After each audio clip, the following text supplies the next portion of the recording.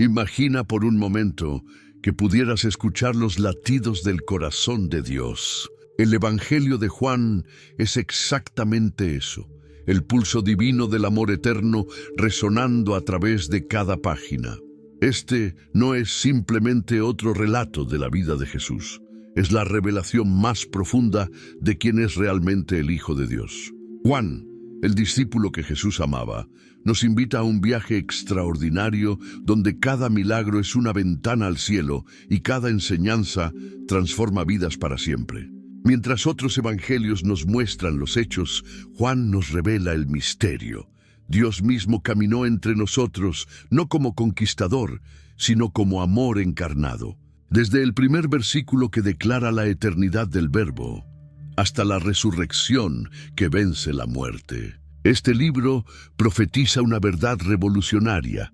El amor de Dios es tan poderoso que cambió la historia humana para siempre. Prepárate para descubrir por qué Juan escribió estas palabras, para que creyendo tengáis vida en su nombre. Juan comienza su relato de una manera que nadie esperaba. No habla de genealogías ni de nacimientos como los otros evangelios. Va directo al corazón de la eternidad. En el capítulo 1, versículo 1, escribe algo revolucionario. En el principio era el Verbo, y el Verbo era con Dios, y el Verbo era Dios. Imagina por un momento ese principio. No había tiempo, no había espacio, no había nada excepto Dios. Y allí, en esa eternidad sin límites, ya existía el Verbo. No era una creación nueva, no era algo que apareció después. Él simplemente era. Juan continúa en el versículo 2, este era en el principio con Dios. Pero este verbo no era una fuerza abstracta o una idea filosófica. En el versículo 3, Juan revela algo increíble. Todas las cosas por él fueron hechas, y sin él nada de lo que ha sido hecho fue hecho. Cada estrella que brilla, cada flor que crece, cada corazón que late, todo salió de sus manos. Él era el arquitecto de la creación. Y entonces Juan dice algo que cambiaría la historia para siempre. En el versículo 4 declara, en él estaba la vida, y la vida era la luz de los hombres. No solo tenía vida, él era la vida misma, y esa vida se convertía en luz para cada persona que llegaba a este mundo. Pero aquí viene lo dramático. En el versículo 5, Juan escribe, la luz en las tinieblas resplandece, y las tinieblas no prevalecieron contra ella. La oscuridad del mundo no pudo apagarla, no pudo vencerla. Era una luz invencible. Luego Juan habla de otro Juan, el Bautista, quien vino como testigo en el versículo 7. Este vino por testimonio, para que diese testimonio de la luz, a fin de que todos creyesen por él. Era como un herald anunciando la llegada del Rey. Y aquí viene el momento más sorprendente de todos. En el versículo 14, Juan escribe palabras que aún hoy nos quitan el aliento. Y aquel Verbo fue hecho carne y habitó entre nosotros. El Dios eterno, el Creador del universo, se convirtió en un ser humano. No dejó de ser Dios, pero se hizo hombre. Vino a vivir en nuestro barrio, a caminar por nuestras calles. Juan termina esta parte revelando en el versículo 18. A Dios nadie le vio jamás. El unigénito Hijo, que está en el seno del Padre, Él le ha dado a conocer. Jesús era la explicación perfecta de cómo es Dios. Si querías conocer a Dios, tenías que mirar a Jesús. Los líderes religiosos de Jerusalén estaban nerviosos. Había rumores por todas partes sobre un hombre que bautizaba en el río Jordán y predicaba con una autoridad que nadie había visto antes. Entonces, según Juan 1:19, enviaron de Jerusalén sacerdotes y levitas para que le preguntasen, ¿tú quién eres? Juan el Bautista no se hizo el importante. En el versículo 20, su respuesta fue clara. Confesó, y no negó, sino confesó, yo no soy el Cristo. No era el Mesías prometido. Los religiosos insistieron en el versículo 21. ¿Qué pues? ¿Eres tú Elías? Dijo, no soy. ¿Eres tú el profeta? Y respondió, no. Finalmente, en el versículo 23, Juan se identificó usando las palabras del profeta Isaías. Yo soy la voz de uno que clama en el desierto, enderezad el camino del Señor. Era simplemente una voz preparando el camino para alguien mucho más grande. Los fariseos no entendían por qué bautizaba si no era ninguno de esos personajes importantes. Juan les explicó en el versículo 26, yo bautizo con agua, mas en medio de vosotros está uno a quien vosotros no conocéis. Había alguien entre ellos que no habían reconocido. Alguien tan superior que Juan confesó en el versículo 27, este es el que viene después de mí, el que es antes de mí, del cual yo no soy digno de desatar la correa del calzado. Al día siguiente ocurrió algo extraordinario. Juan vio a Jesús acercándose y en el versículo 29 gritó algo que resonaría por toda la eternidad. He aquí el Cordero de Dios que quita el pecado del mundo. No dijo los pecados, sino el pecado. Toda la carga de maldad que pesaba sobre la humanidad sería llevada por este hombre que se acercaba. Juan entonces reveló algo increíble en el versículo 30.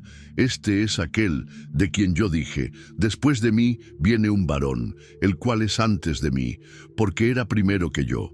Jesús había nacido después que Juan, pero existía desde antes. Era un misterio que solo podía explicarse por su eternidad.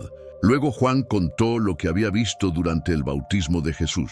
En el versículo 32 testificó, vi al Espíritu que descendía del cielo como paloma, y permaneció sobre él. Y en el versículo 34 concluyó con total convicción, y yo le vi, y he dado testimonio de que este es el Hijo de Dios. Al día siguiente, Juan estaba nuevamente con 2 de sus discípulos cuando vio pasar a Jesús. En el versículo 36 repitió su declaración, he aquí el Cordero de Dios. Esta vez, según el versículo 37, le oyeron hablar los 2 discípulos y siguieron a Jesús. Jesús se dio cuenta de que lo seguían y les preguntó en el versículo 38, ¿qué buscáis? Ellos respondieron con otra pregunta, Rabí, que traducido es maestro, ¿dónde moras? No querían una respuesta rápida en el camino, querían tiempo para conocerlo mejor. La respuesta de Jesús fue perfecta. En el versículo 39 les dijo, venid y ved. No les dio una dirección, les dio una invitación. Fueron y vieron dónde moraba y se quedaron con él aquel día, porque era como la hora 10. Uno de estos 2 discípulos era Andrés, y lo primero que hizo fue buscar a su hermano. En el versículo 41 encontramos estas palabras emocionantes. Este halló primero a su hermano Simón y le dijo, hemos hallado al Mesías, que traducido es el Cristo.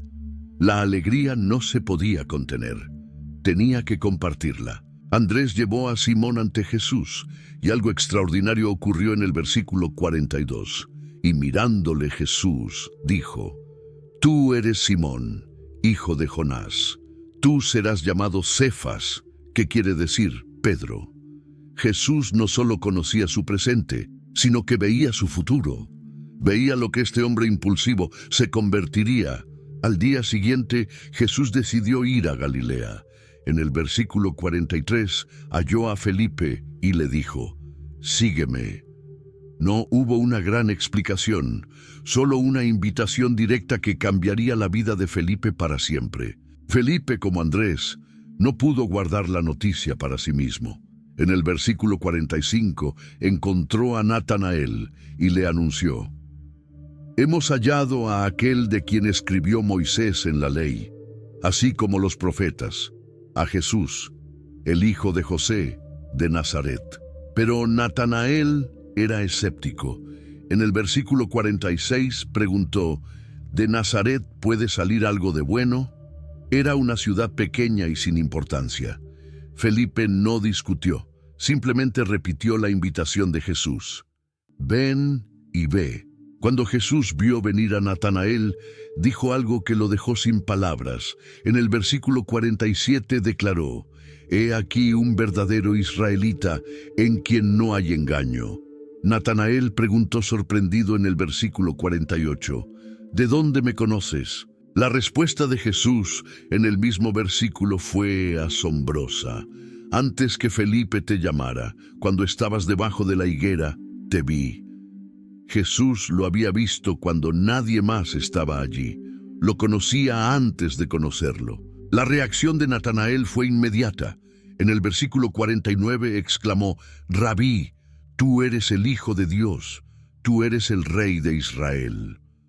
Una simple demostración de conocimiento sobrenatural había convencido a este hombre sincero. 3 días después, había una boda en Caná de Galilea. Según Juan 2:1, estaba allí la madre de Jesús. También Jesús y sus discípulos fueron invitados a la celebración, como nos dice el versículo 2. Y fueron también invitados a las bodas Jesús y sus discípulos. En medio de la fiesta ocurrió algo terrible. En el versículo 3, faltó el vino. En esa cultura, quedarse sin vino en una boda era una vergüenza social enorme. La familia quedaría marcada por años. María se acercó a Jesús con esta preocupación. La respuesta de Jesús en el versículo 4 parece fría al principio. «¿Qué tienes conmigo, mujer? Aún no ha venido mi hora». Pero María conocía a su hijo. En el versículo 5 simplemente le dijo a los sirvientes: «Haced todo lo que os dijere».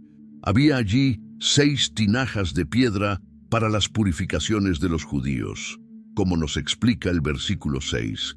Y estaban allí 6 tinajas de piedra para agua, conforme al rito de la purificación de los judíos, en cada una de las cuales cabían 2 o 3 cántaros. Jesús le dijo a los sirvientes en el versículo 7, «Llenad estas tinajas de agua», y las llenaron hasta arriba.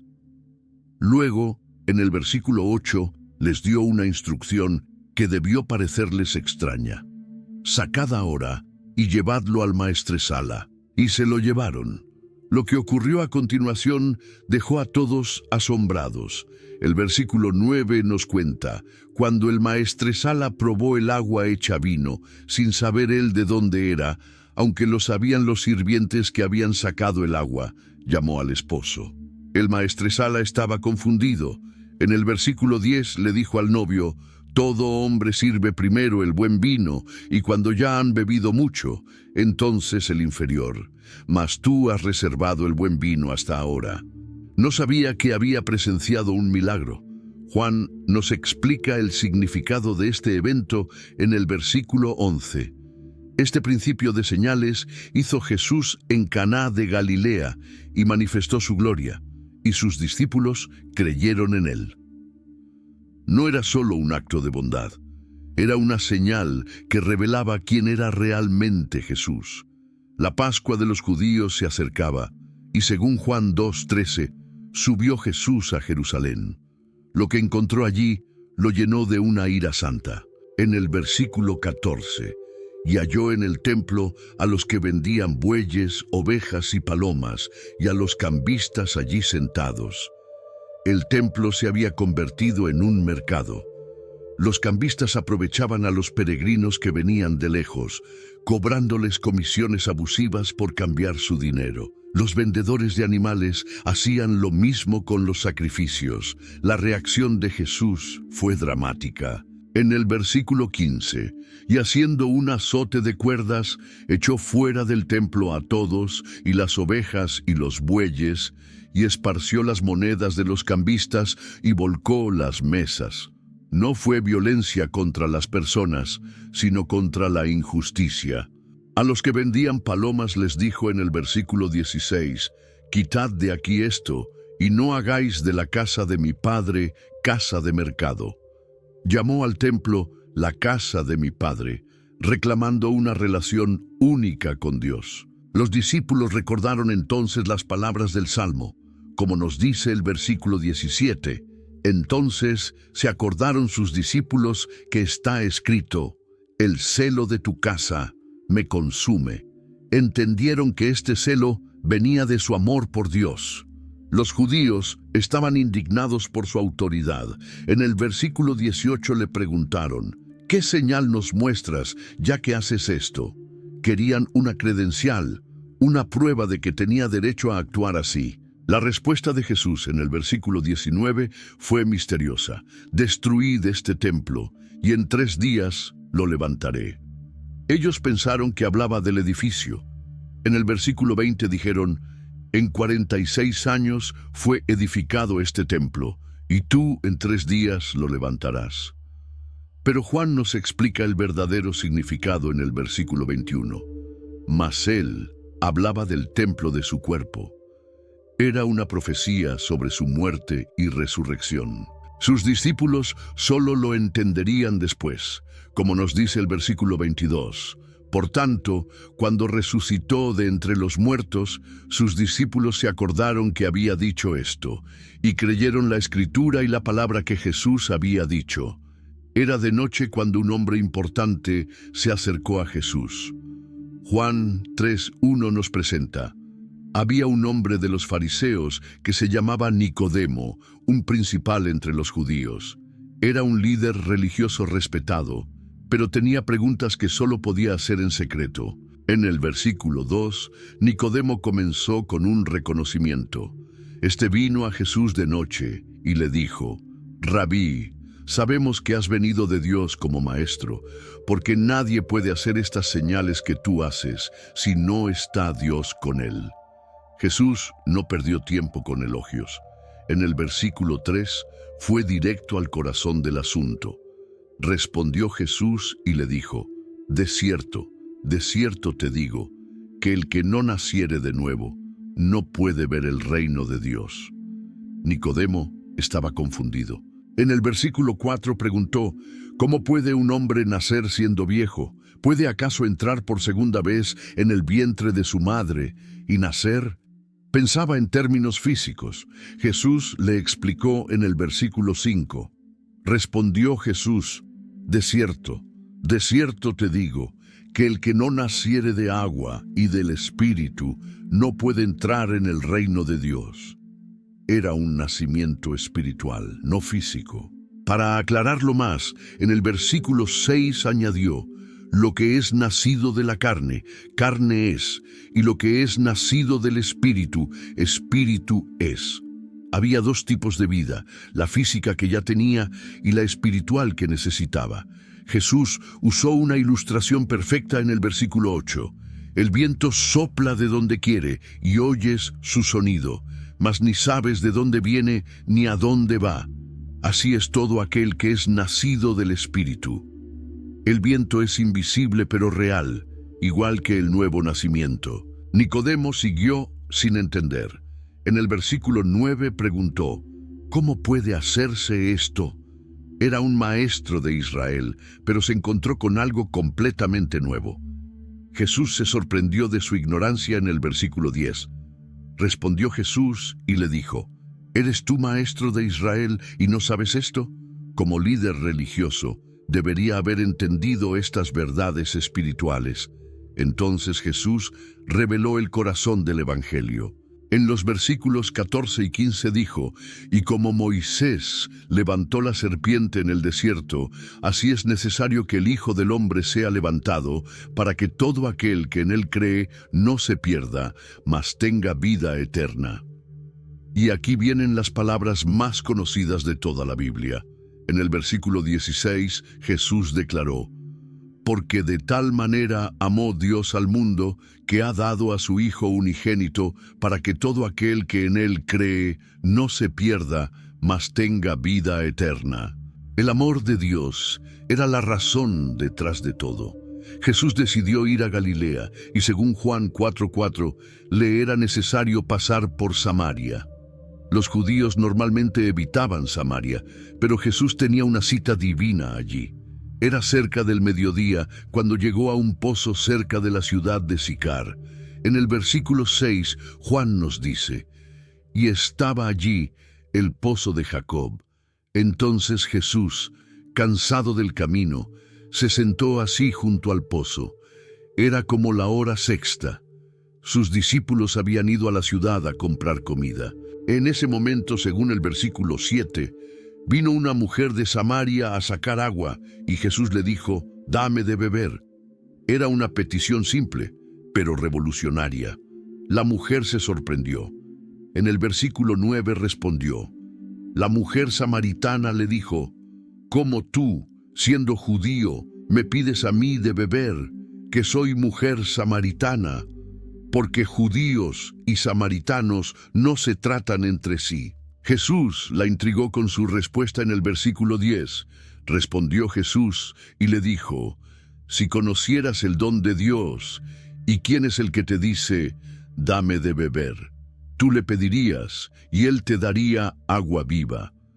Había algo que ella no sabía sobre él. La mujer pensó que hablaba de agua física. En el versículo 11 preguntó, «Señor, no tienes con qué sacarla, y el pozo es hondo. ¿De dónde, pues, tienes el agua viva?» No tenía ni siquiera una cuerda. Jesús le explicó en los versículos 13 y 14.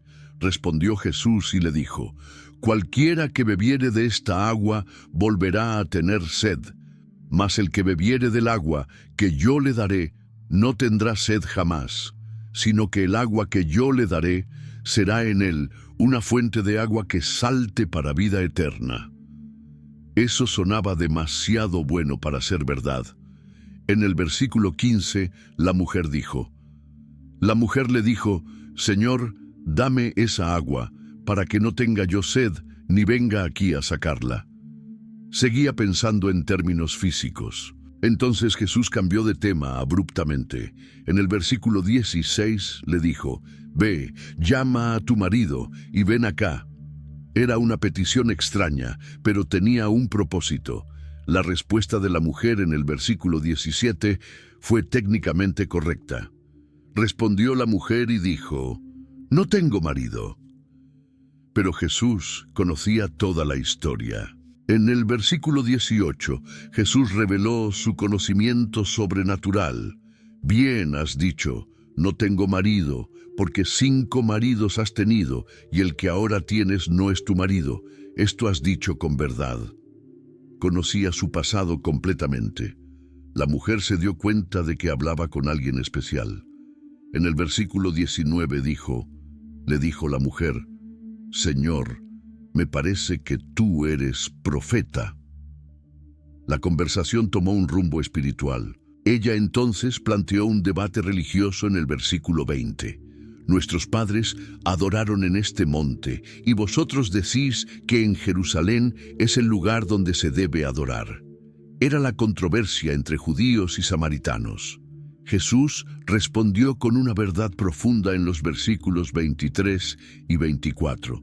«Mas la hora viene, y ahora es, cuando los verdaderos adoradores adorarán al Padre en espíritu y en verdad. Porque también el Padre tales adoradores busca que le adoren. Dios es espíritu, y los que le adoran en espíritu y en verdad es necesario que adoren». La mujer mencionó su esperanza en el versículo 25. Le dijo la mujer, «Sé que ha de venir el Mesías, llamado el Cristo. Cuando Él venga, nos declarará todas las cosas».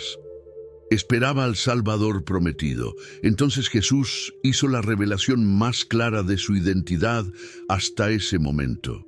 En el versículo 26 declaró, Jesús le dijo, «Yo soy el que habla contigo». Era el Mesías que ella esperaba. Después de 2 días en Samaria, Jesús salió hacia Galilea. Según Juan 4:44, porque Jesús mismo dio testimonio de que el profeta no tiene honra en su propia tierra. Aún así, cuando llegó, el versículo 45 nos dice, «Cuando vino, pues, a Galilea, los galileos le recibieron, habiendo visto todas las cosas que había hecho en Jerusalén». Jesús llegó nuevamente a Caná, donde había convertido el agua en vino. En el versículo 46 estaba allí un oficial del rey, cuyo hijo estaba enfermo en Capernaum. Naere, este hombre había oído de Jesús y tenía una esperanza desesperada. cuando supo que Jesús había llegado, según el versículo 47, fue a él y le rogaba que descendiese y sanase a su hijo, que estaba a punto de morir. Era un padre angustiado, dispuesto a humillarse por su hijo. La respuesta de Jesús en el versículo 48 pareció dura. Entonces Jesús le dijo: si no viereis señales y prodigios, no creeréis. Pero estaba probando su fe. El oficial no se ofendió. En el versículo 49 simplemente suplicó. El oficial del rey le dijo: Señor, desciende antes que mi hijo muera. Su amor de padre superó cualquier orgullo. Entonces Jesús hizo algo extraordinario. Sin moverse de donde estaba, en el versículo 50 le dijo: Ve, tu hijo vive. No fue a verlo, no puso las manos sobre él, solo pronunció esas palabras. El hombre creyó. El mismo versículo dice: y el hombre creyó la palabra que Jesús le dijo, y se fue. Confió completamente en esa promesa y comenzó su viaje de regreso. Mientras bajaba, según el versículo 51, ya los siervos le salieron a recibir y le dieron nuevas, diciendo: tu hijo vive. Las palabras de Jesús se habían cumplido exactamente. El Padre quiso confirmar el milagro. En el versículo 52 preguntó. Entonces él les preguntó a qué hora había comenzado a estar mejor. Y le dijeron: ayer a las 7 le dejó la fiebre. Era exactamente cuando Jesús había hablado. El versículo 53 nos dice el resultado. El padre entonces entendió que aquella era la hora en que Jesús le dijo: tu hijo vive, y creyó él con toda su casa. Toda su familia fue impactada por este milagro. Después de esto, Jesús fue a Jerusalén para una fiesta de los judíos. Allí, junto al estanque de Betesda, sanó a un paralítico que llevaba 38 años enfermo. Pero cuando regresó a Galilea, las multitudes lo siguieron. Cerca del mar de Galilea, vio una gran multitud. Juan 6:5 nos dice que, cuando alzó Jesús los ojos y vio que había venido a él una gran multitud, dijo a Felipe: ¿de dónde compraremos pan para que coman estos? Era una prueba para su discípulo. Felipe hizo cálculos matemáticos. En el versículo 7 respondió. Felipe le respondió: 200 denarios de pan no bastarían para que cada uno de ellos tomase un poco. Era humanamente imposible. Pero Andrés había encontrado algo. En el versículo 9 dijo: aquí está un muchacho que tiene 5 panes de cebada y 2 pececillos. ¿Mas qué es esto para tantos? Era una cantidad ridícula para tanta gente. Jesús tomó control de la situación. En el versículo 10 dio instrucciones. Entonces Jesús dijo: haced recostar la gente. Y había mucha hierba en aquel lugar, y se recostaron como en número de 5,000 varones. Era una multitud enorme. Entonces ocurrió el milagro. El versículo 11 nos cuenta: y tomó Jesús aquellos panes, y habiendo dado gracias, los repartió entre los discípulos, y los discípulos entre los que estaban recostados, asimismo de los peces, cuanto querían. La comida se multiplicó en sus manos. Todos comieron hasta saciarse. En el versículo 12, cuando ya habían terminado, Jesús dijo: recoged los pedazos que sobraron para que no se pierda nada. Nada se desperdiciaría. El resultado fue asombroso. En el versículo 13, recogieron pues y llenaron 12 cestas de pedazos que de los 5 panes de cebada sobraron a los que habían comido. Había más sobras que comida original. Las cosas se habían puesto peligrosas para Jesús. Juan 7:1 nos dice que andaba Jesús en Galilea, pues no quería andar en Judea, porque los judíos procuraban matarle. Los líderes religiosos ya querían acabar con él. Se acercaba la fiesta de los tabernáculos, una de las celebraciones más importantes del año. Sus hermanos, que aún no creían en él, le dijeron en el versículo 3, sal de aquí y vete a Judea, para que también tus discípulos vean las obras que haces. Querían que se hiciera famoso. En el versículo 4 continuaron: porque ninguno que procura darse a conocer hace algo en secreto. Si estas cosas haces, manifiéstate al mundo. No entendían que su tiempo todavía no había llegado. Jesús les respondió en el versículo 6: mi tiempo aún no ha venido, mas vuestro tiempo siempre está presto. Había un momento perfecto para todo, y él lo conocía. En el versículo 7 añadió: no puede el mundo aborreceros a vosotros, mas a mí me aborrece, porque yo testifico de él, que sus obras son malas. Sus hermanos se fueron a la fiesta, pero Jesús se quedó. Sin embargo, en el versículo 10, cuando sus hermanos habían subido, entonces él también subió a la fiesta, no abiertamente, sino como en secreto. Fue, pero de manera discreta. La gente hablaba de él por todas partes. El versículo 12 nos dice: y había gran murmullo acerca de él entre la multitud, pues unos decían: bueno es, pero otros decían: no, sino que engaña al pueblo. La ciudad estaba dividida. El versículo 13 explica por qué no hablaban abiertamente. Pero ninguno hablaba abiertamente de él, por miedo de los judíos. A la mitad de la fiesta, Jesús apareció en el templo y comenzó a enseñar. Los judíos se asombraron, según el versículo 15, y se maravillaban los judíos diciendo: ¿cómo sabe este letras sin haber estudiado? Jesús les explicó en el versículo 16: mi doctrina no es mía, sino de aquel que me envió. Su enseñanza venía directamente de Dios. No necesitaba las escuelas rabínicas. En el versículo 17 agregó: el que quiera hacer la voluntad de Dios, conocerá si la doctrina es de Dios, o si yo hablo por mi propia cuenta. Los líderes estaban furiosos porque sanaba en sábado. Jesús les respondió en el versículo 23: si recibe el hombre la circuncisión en el sábado, para que la ley de Moisés no sea quebrantada, ¿os enojáis conmigo porque en el sábado sané completamente a un hombre? Su lógica era perfecta. Algunos de Jerusalén comenzaron a preguntarse en el versículo 25: ¿no es este a quien buscan para matarle? Sabían de las intenciones de los líderes. En el versículo 26 añadieron: pues mirad, habla públicamente y no le dicen nada. ¿Habrán reconocido en verdad los gobernantes que este es el Cristo? El último día de la fiesta fue el momento culminante. Juan 7:37 nos cuenta: en el último y gran día de la fiesta, Jesús se puso en pie y alzó la voz diciendo: si alguno tiene sed, venga a mí y beba. Sus palabras resonaron por todo el templo en el versículo 38. El que cree en mí, como dice la Escritura, de su interior correrán ríos de agua viva. La multitud se dividió aún más. En el versículo 40, entonces algunos de la multitud, oyendo esta palabra, dijeron: verdaderamente este es el profeta. Otros fueron más lejos en el versículo 41. Otros decían: este es el Cristo. Los alguaciles que habían ido a arrestarlo regresaron con las manos vacías.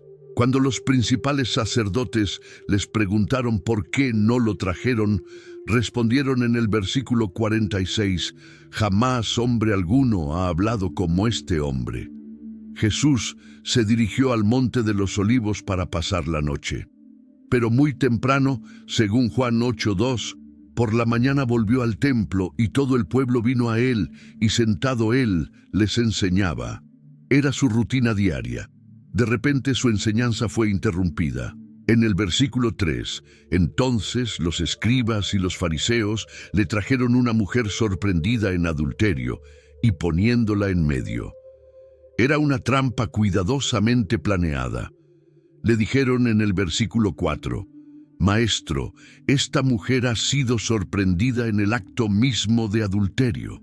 Querían que todos escucharan la acusación. Era humillante para la mujer. En el versículo 5 continuaron con su trampa.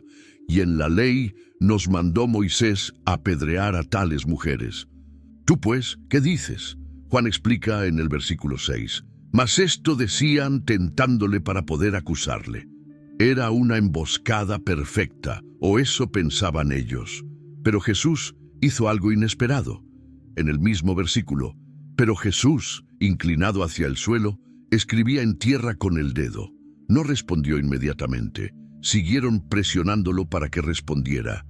Entonces, en el versículo 7, se enderezó y les dijo, el que de vosotros esté sin pecado sea el primero en arrojar la piedra contra ella. Era una respuesta genial. Inmediatamente volvió a inclinarse y siguió escribiendo. Su mensaje había sido claro. Cada uno de esos hombres conocía sus propios pecados secretos.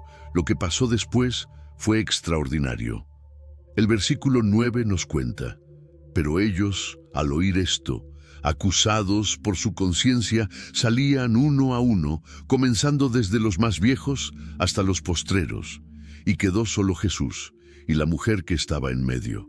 Jesús se enderezó y le preguntó en el versículo 10, Mujer, ¿dónde están los que te acusaban? ¿Ninguno te condenó? Miraron alrededor. Todos se habían ido. Ella respondió en el versículo 11, Ninguno, Señor. Entonces Jesús pronunció palabras que cambiarían su vida. Ni yo te condeno, vete y no peques más. No la condenó, pero tampoco ignoró su pecado. Jesús aprovechó la ocasión para hacer una declaración impresionante. En Juan 8:12 dijo, Yo soy la luz del mundo. El que me sigue no andará en tinieblas, sino que tendrá la luz de la vida. Era más que un maestro, era la luz misma. Los fariseos inmediatamente lo atacaron. En el versículo 13 dijeron, Tú das testimonio acerca de ti mismo, tu testimonio no es verdadero. Según sus leyes, una persona no podía testificar sobre sí misma. Jesús les respondió en el versículo 14, Aunque yo doy testimonio acerca de mí mismo, mi testimonio es verdadero, porque sé de dónde he venido y a dónde voy. Pero vosotros no sabéis de dónde vengo ni a dónde voy. Conocía su origen divino. La tensión siguió aumentando. En el versículo 21, Jesús les advirtió. Otra vez les dijo Jesús, Yo me voy y me buscaréis, pero en vuestro pecado moriréis. A donde yo voy, vosotros no podéis venir. Jesús les explicó la diferencia en el versículo 23. Vosotros sois de abajo, yo soy de arriba. Vosotros sois de este mundo, yo no soy de este mundo. Venía de una dimensión completamente diferente. Luego hizo una declaración crucial en el versículo 24. Por eso os dije que moriréis en vuestros pecados, porque si no creéis que yo soy, en vuestros pecados moriréis. Su identidad era cuestión de vida o muerte. Durante toda la conversación, Jesús siguió hablando de su Padre. Algunos comenzaron a creer en él, pero Jesús les habló duramente sobre la esclavitud del pecado. Esto enfureció a los judíos. En el versículo 39 le respondieron, Nuestro Padre es Abraham. Jesús les contestó en el versículo 40, Pero ahora procuráis matarme a mí, hombre que os he hablado la verdad, la cual he oído de Dios. No hizo esto Abraham. Sus acciones no eran las de hijos de Abraham. Cuando dijeron que Dios era su Padre, Jesús fue más directo en el versículo 44. Vosotros sois de vuestro padre el diablo, y los deseos de vuestro padre queréis hacer. Él ha sido homicida desde el principio, y no ha permanecido en la verdad. La confrontación llegó al clímax cuando dijeron en el versículo 52, Abraham murió, y los profetas, y tú dices, el que guarda mi palabra nunca gustará muerte. En el versículo 53 añadieron, ¿eres tú acaso mayor que nuestro padre Abraham, el cual murió? Jesús respondió en el versículo 56, Abraham vuestro padre se gozó de que había de ver mi día, y lo vio y se gozó. Abraham había visto proféticamente su venida. Los judíos se burlaron en el versículo 57. ¿Aún no tienes 50 años y has visto a Abraham? Pensaban que era ridículo. Entonces Jesús pronunció las palabras que casi los matan de la impresión. En el versículo 58 declaró: de cierto os digo, antes que Abraham fuese, yo soy. Usó el mismo nombre que Dios había usado con Moisés. La reacción fue violenta. En el versículo 59, tomaron entonces piedras para arrojárselas, pero Jesús se ocultó y salió del templo. Mientras caminaba, Jesús vio algo que captó su atención. Juan 9:1 nos dice: al pasar Jesús vio a un hombre ciego de nacimiento. Era una vista común en esas calles, pero Jesús se detuvo. Sus discípulos tenían una pregunta teológica. En el versículo 2 preguntaron: Rabí, ¿quién pecó, este o sus padres, para que haya nacido ciego? Creían que toda enfermedad era castigo por pecado. La respuesta de Jesús cambió toda su perspectiva. En el versículo 3 dijo: no es que pecó este ni sus padres, sino para que las obras de Dios se manifiesten en él. Su ceguera tenía un propósito divino. En el versículo 4 añadió: me es necesario hacer las obras del que me envió, entre tanto que el día dura. La noche viene cuando nadie puede trabajar. Había urgencia en su misión. Entonces hizo otra declaración poderosa en el versículo 5. Entre tanto que estoy en el mundo, luz soy del mundo. Lo que hizo después fue inusual. En el versículo 6, dicho esto, escupió en tierra e hizo lodo con la saliva y untó con el lodo los ojos del ciego. No había un método fijo para sus milagros. Le dio instrucciones específicas en el versículo 7 y le dijo: ve a lavarte en el estanque de Siloé, que traducido es enviado. Fue entonces y se lavó y regresó viendo. El hombre obedeció completamente. Los vecinos no podían creer lo que veían. En el versículo 8, entonces los vecinos y los que antes le habían visto que era ciego, decían: ¿no es este el que se sentaba y mendigaba? Era el mismo hombre que conocían. Algunos dudaban en el versículo 9. Unos decían: él es, y otros: a él se parece. Él decía: yo soy. El mismo hombre confirmó su identidad. Le preguntaron ansiosamente en el versículo 10: ¿cómo te fueron abiertos los ojos? Su respuesta fue simple en el versículo 11. Aquel hombre que se llama Jesús hizo lodo, me untó los ojos y me dijo: ve al Siloé y lávate. Y fui, y me lavé, y recibí la vista. Era un testimonio claro. Lo llevaron ante los fariseos porque había sido sanado en sábado. Los fariseos se dividieron. Algunos dijeron en el versículo 16: no es este de Dios, porque no guarda el día de reposo. Otros decían: ¿cómo puede un hombre pecador hacer estas señales? Los judíos no creían que hubiera sido ciego, así que llamaron a sus padres. Los padres tenían miedo, pero confirmaron los hechos en el versículo 20. Sabemos que este es nuestro hijo y que nació ciego. Llamaron nuevamente al hombre sanado y le dijeron en el versículo 24: da gloria a Dios. Nosotros sabemos que ese hombre es pecador. Querían que negara que Jesús era bueno. Su respuesta fue brillante en el versículo 25. Si es pecador, no lo sé. Una cosa sé, que habiendo yo sido ciego, ahora veo. No podía negar su experiencia personal. El hombre comenzó a fastidiarlos con su lógica. En el versículo 30 les dijo: pues esto es lo maravilloso, que vosotros no sepáis de dónde sea, y a mí me abrió los ojos. Su argumento era perfecto en el versículo 31. Y sabemos que Dios no oye a los pecadores, pero si alguno es temeroso de Dios y hace su voluntad, a ese oye. Los fariseos se enojaron tanto que en el versículo 34 le expulsaron. No tenían respuesta, así que lo echaron. Jesús oyó que lo habían expulsado y fue a buscarlo. En el versículo 35 le preguntó: ¿crees tú en el Hijo de Dios? Era tiempo de completar su sanidad espiritual. Jesús se reveló en el versículo 37. Pues le has visto, y el que habla contigo, Él es. La respuesta del hombre fue inmediata en el versículo 38. Creo, Señor, y le adoró. Su sanidad física se completó con sanidad espiritual.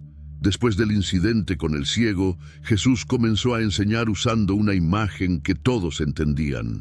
En Juan 10:1 dijo: de cierto os digo, el que no entra por la puerta en el redil de las ovejas, sino que sube por otra parte, ese es ladrón y salteador. Era una ilustración perfecta para esa cultura. En el versículo 2 continuó: mas el que entra por la puerta, el pastor de las ovejas es. Los pastores verdaderos tenían acceso legítimo a las ovejas. En el versículo 3 explicó la relación íntima. A éste abre el portero, y las ovejas oyen su voz, y a sus ovejas llama por nombre, y las saca. Cada oveja tenía nombre y conocía la voz de su pastor. La confianza era mutua según el versículo 4, y cuando ha sacado fuera todas las propias, va delante de ellas, y las ovejas le siguen porque conocen su voz. Las ovejas seguían porque confiaban. En el versículo 5 contrastó: mas al extraño no seguirán, sino huirán de él. Los oyentes no entendieron la ilustración, así que Jesús fue más directo. En el versículo 7 declaró: yo soy la puerta de las ovejas. Comparó a los líderes religiosos con ladrones en el versículo 8. Todos los que antes de mí vinieron, ladrones son y salteadores. En el versículo 9 se ofreció como la solución. Yo soy la puerta, el que por mí entrare será salvo, y entrará, y saldrá, y hallará pastos. Él era el acceso a la seguridad y provisión. Contrastó sus motivos con los del ladrón en el versículo 10. El ladrón no viene sino para hurtar y matar y destruir. Yo he venido para que tengan vida y para que la tengan en abundancia. Entonces hizo una de sus declaraciones más hermosas. En el versículo 11 dijo: yo soy el buen pastor su vida da por las ovejas. No era solo pastor, era el pastor bueno que se sacrificaría. En el versículo 12 describió la diferencia con un asalariado. Mas el asalariado, y que no es el pastor, de quien no son propias las ovejas, ve venir al lobo y deja las ovejas y huye. Jesús volvió a enfatizar la relación personal en el versículo 14. Yo soy el buen pastor, y conozco mis ovejas, y las mías me conocen. Era una relación íntima y mutua. Luego expandió su visión en el versículo 16. También tengo otras ovejas que no son de este redil, aquellas también debo traer, y oirán mi voz, y habrá un rebaño y un pastor. Su misión incluía a los gentiles. En el versículo 17 reveló el amor del Padre por su sacrificio. Por eso me ama el Padre, porque yo pongo mi vida para volverla a tomar. Su muerte sería voluntaria. Sus palabras causaron división nuevamente. En el versículo 19 volvió a haber disensión entre los judíos por estas palabras. Los escépticos dijeron en el versículo 20: demonio tiene y está fuera de sí, pero otros defendieron en el versículo 21: estas palabras no son de endemoniado. ¿Puede acaso el demonio abrir los ojos de los ciegos? Era invierno en Jerusalén y se celebraba la fiesta de la dedicación. Juan 10:22 nos dice: celebrábase en Jerusalén la fiesta de la dedicación. Era invierno. Era la fiesta que hoy conocemos como Hanukkah. Jesús estaba caminando en el templo, específicamente en el versículo 23, y Jesús andaba en el templo por el pórtico de Salomón. Era un lugar público donde muchos podían escucharlo. Los judíos lo rodearon y le hicieron una pregunta directa. En el versículo 24, y le rodearon los judíos y le dijeron: ¿hasta cuándo nos turbarás el alma? Si tú eres el Cristo, dínoslo abiertamente. Jesús les respondió que ya les había dado la respuesta en el versículo 25. Os lo he dicho y no creéis. Las obras que yo hago en nombre de mi Padre, ellas dan testimonio de mí. Sus milagros eran su credencial. Luego les explicó por qué no creían en el versículo 26. Pero vosotros no creéis porque no sois de mis ovejas. No pertenecían a su rebaño. En contraste, describió a sus verdaderas ovejas en el versículo 27. Mis ovejas oyen mi voz, y yo las conozco y me siguen. La promesa que les hizo era extraordinaria. En el versículo 28 declaró, y yo les doy vida eterna, y no perecerán jamás, ni nadie las arrebatará de mi mano. Era una seguridad absoluta. En el versículo 29 reveló la fuente de esa seguridad. Mi Padre que me las dio es mayor que todos, y nadie las puede arrebatar de la mano de mi Padre. Entonces pronunció palabras que causarían una explosión de ira. En el versículo 30 declaró, yo y el Padre uno somos. No dijo que eran la misma persona, sino que tenían la misma esencia. La reacción fue inmediata y violenta. El versículo 31 nos dice, entonces los judíos volvieron a tomar piedras para apedrearle. Era la pena por blasfemia. Jesús los enfrentó calmadamente en el versículo 32. Muchas buenas obras os he mostrado de mi Padre, ¿por cuál de ellas me apedreáis? Sus obras habían sido benéficas. Los judíos clarificaron su acusación en el versículo 33. Por buena obra no te apedreamos, sino por la blasfemia, porque tú, siendo hombre, te haces Dios. Habían entendido perfectamente su declaración. Jesús usó las Escrituras para defenderse. En el versículo 34 citó el Salmo 82. No está escrito en vuestra ley, yo dije, dioses sois. Su argumento era brillante en el versículo 35. Si llamó dioses a aquellos a quienes vino la palabra de Dios. En el versículo 36 completó su razonamiento. Al que el Padre santificó y envió al mundo, vosotros decís, tú blasfemas, porque dije, Hijo de Dios soy. Él tenía más derecho que nadie a ese título. Les propuso una prueba práctica en el versículo 37. Si no hago las obras de mi Padre, no me creáis. En el versículo 38 les ofreció una alternativa. Mas si las hago, aunque no me creáis a mí, creed a las obras. Intentaron arrestarlo otra vez según el versículo 39. Procuraban otra vez prenderle, pero él se escapó de sus manos. Jesús se retiró al otro lado del Jordán. En el versículo 41, y muchos venían a él y decían, Juan, a la verdad, ninguna señal hizo, pero todo lo que Juan dijo de éste era verdad.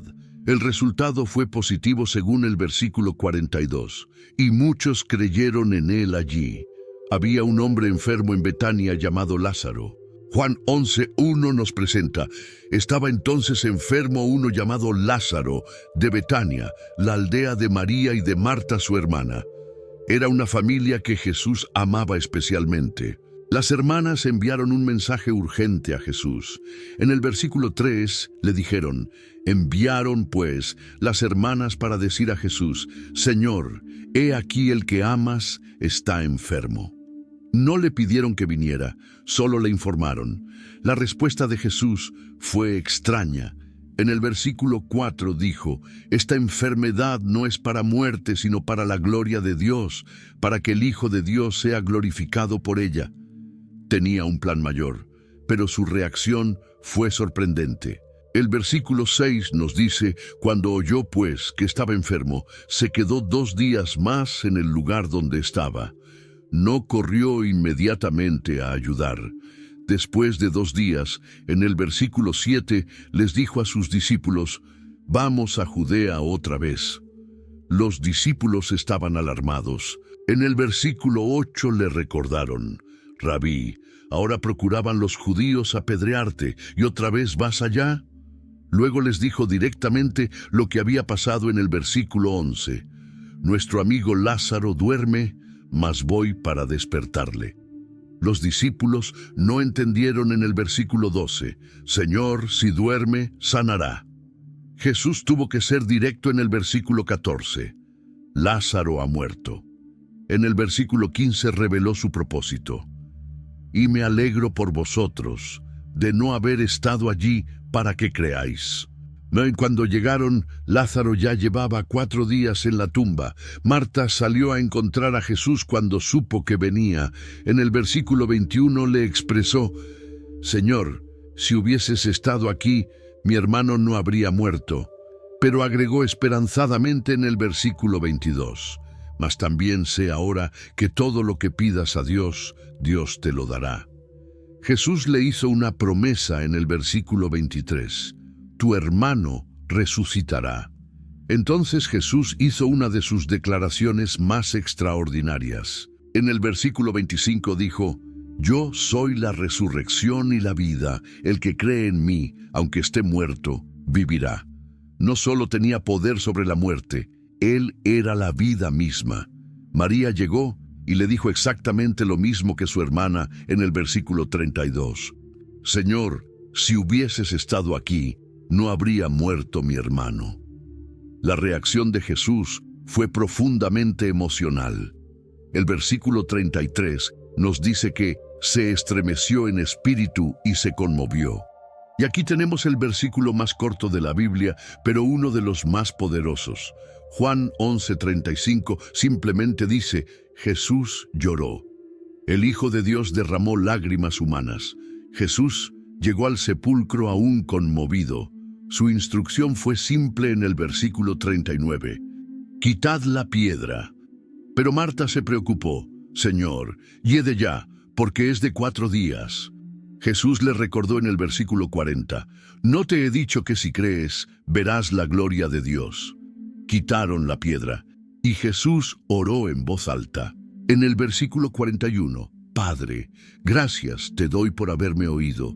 Entonces gritó con voz fuerte en el versículo 43, Lázaro, ven fuera.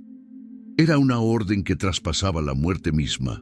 Lo que pasó después desafió todas las leyes naturales. El versículo 44 nos cuenta, y el que había muerto salió atadas las manos y los pies con vendas. Lázaro caminó fuera de su tumba. Los líderes religiosos se reunieron urgentemente en el versículo 47. ¿Qué haremos? Porque este hombre hace muchas señales. Su preocupación era política en el versículo 48. Si le dejamos así, todos creerán en él. Caifás propuso la solución en el versículo 50. Nos conviene que un hombre muere por el pueblo y no que toda la nación perezca. Desde ese día, según el versículo 53, acordaron matarle. 6 días antes de la Pascua, Jesús regresó a Betania. Juan 12:1 nos dice que fue donde estaba Lázaro, el que había estado muerto, y a quien había resucitado de los muertos. Era una visita cargada de significado. Le hicieron una cena especial. María hizo algo extraordinario durante la cena.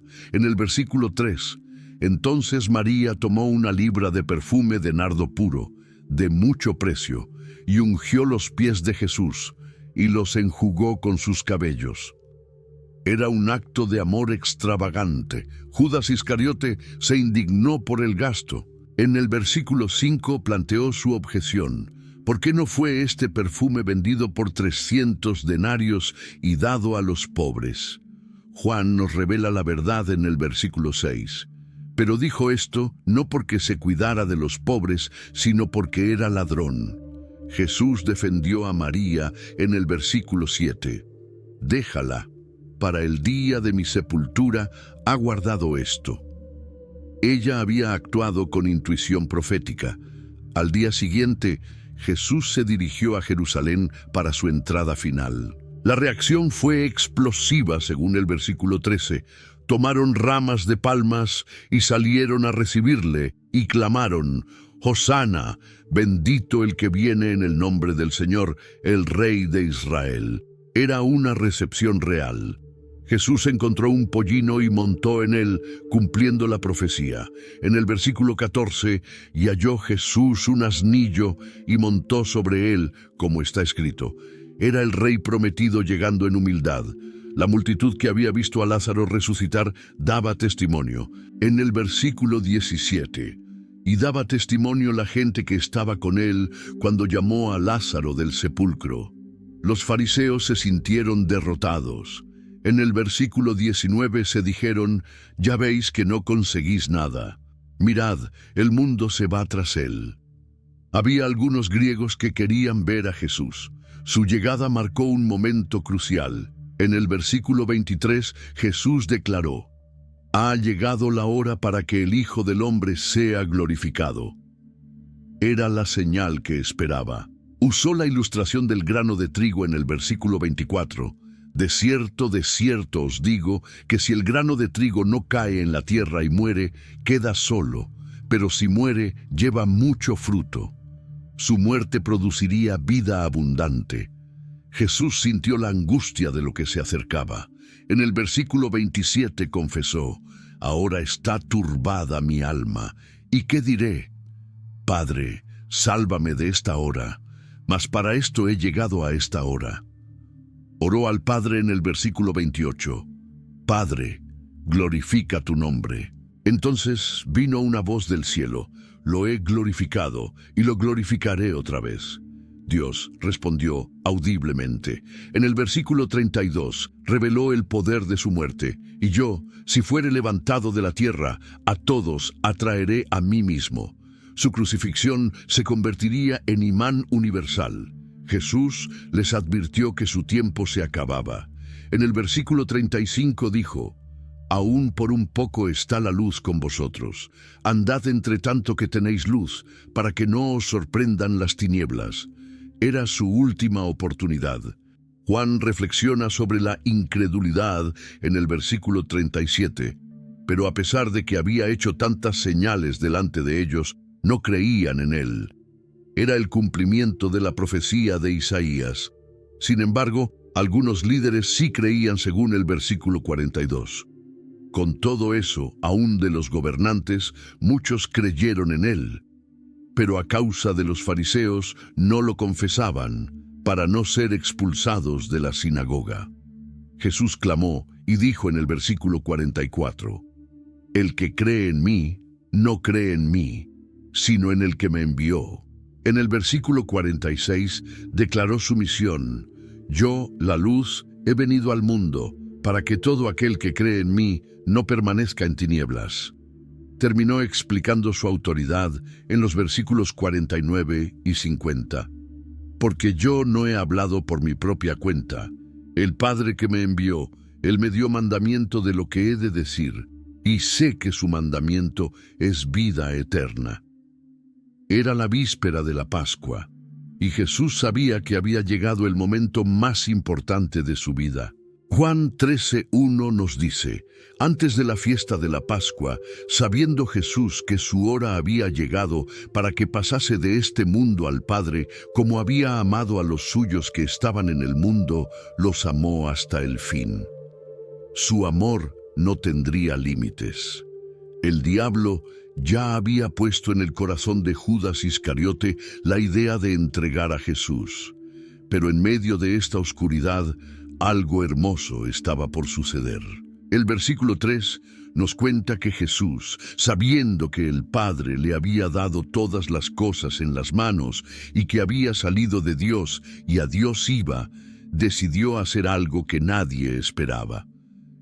Se levantó de la cena y comenzó a hacer algo que solo hacían los esclavos más humildes. En el versículo 4, se levantó de la cena y se quitó su manto y tomando una toalla, se la ciñó. Era una acción que dejó a todos sin palabras. Luego, según el versículo 5, puso agua en un lebrillo y comenzó a lavar los pies de los discípulos y a enjugarlos con la toalla con que estaba ceñido.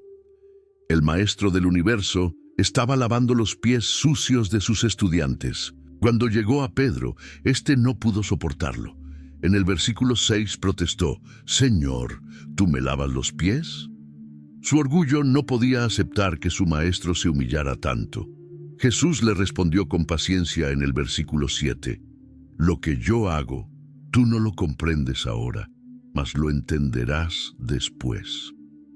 Pedro se negó rotundamente en el versículo 8: «No me lavarás los pies jamás». Pero Jesús le respondió con palabras que lo cambiaron todo: «Si no te lavare, no tendrás parte conmigo». Al escuchar esto, Pedro cambió completamente de opinión. En el versículo 9 exclamó: «Señor, no solo mis pies, sino también las manos y la cabeza». Jesús le explicó algo importante en el versículo 10. El que está lavado no necesita sino lavarse los pies, pues está todo limpio, y vosotros limpios estáis, aunque no todos. Después de lavar los pies de todos, Jesús volvió a ponerse su manto. En el versículo 12 les preguntó: ¿sabéis lo que os he hecho? En el versículo 14 les explicó: pues si yo, el Señor y el Maestro, he lavado vuestros pies, vosotros también debéis lavaros los pies los unos a los otros. En el versículo 15, porque ejemplo os he dado, para que como yo os he hecho, vosotros también hagáis. Terminó con una promesa en el versículo 17. Si sabéis estas cosas, bienaventurados seréis si las hiciereis. Jesús sabía perfectamente quién lo traicionaría, pero eso no hacía menos dolorosa la realidad. En el versículo 18 dijo: no hablo de todos vosotros, yo sé a los que he elegido, mas para que se cumpla la Escritura, el que come pan conmigo levantó contra mí su calcañar. Era el cumplimiento de una profecía antigua.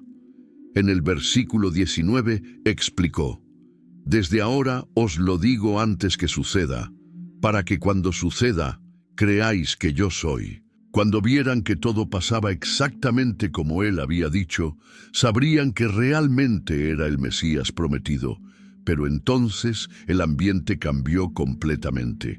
En el versículo 21, Juan nos dice: habiendo dicho Jesús esto, se conmovió en espíritu y declaró y dijo: de cierto os digo que uno de vosotros me va a entregar.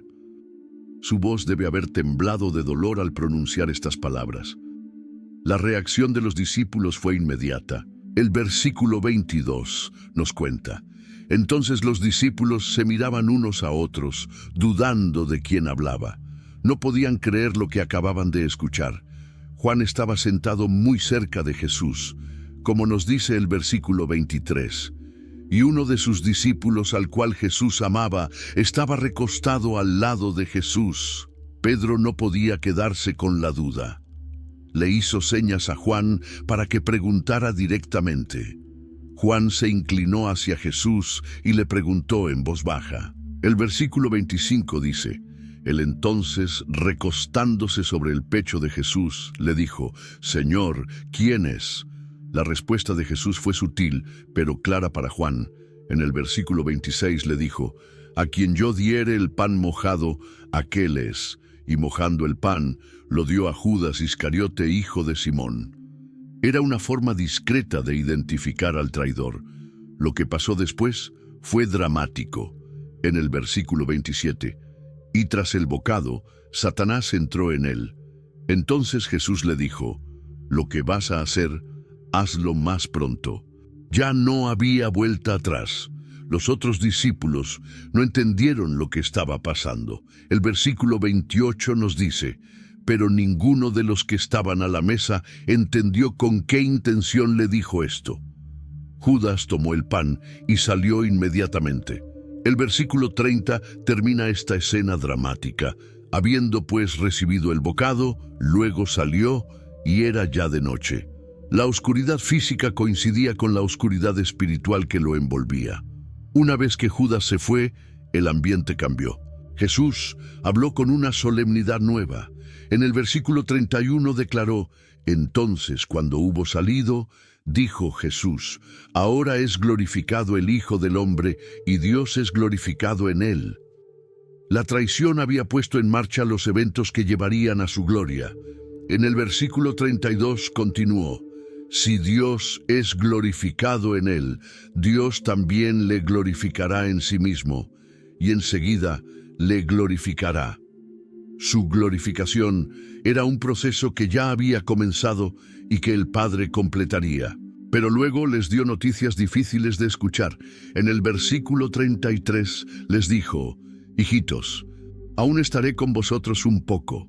Me buscaréis, pero como dije a los judíos, así os digo ahora a vosotros: a donde yo voy, vosotros no podéis venir. Los llamó hijitos con ternura, sabiendo lo difícil que sería esta separación. Antes de irse quería dejarles algo especial. En el versículo 34 les dio lo que llamó un mandamiento nuevo. Un mandamiento nuevo os doy, que os améis unos a otros, como yo os he amado, que también os améis unos a otros. No era nuevo amar, sino amar como Él había amado. Este amor sería su identificación ante el mundo. En el versículo 35 explicó: en esto conocerán todos que sois mis discípulos, si tuviereis amor los unos con los otros. No serían conocidos por sus rituales o tradiciones, sino por su amor mutuo. Pedro, siempre impulsivo, no pudo concentrarse en el mandamiento. Estaba preocupado por la partida de Jesús.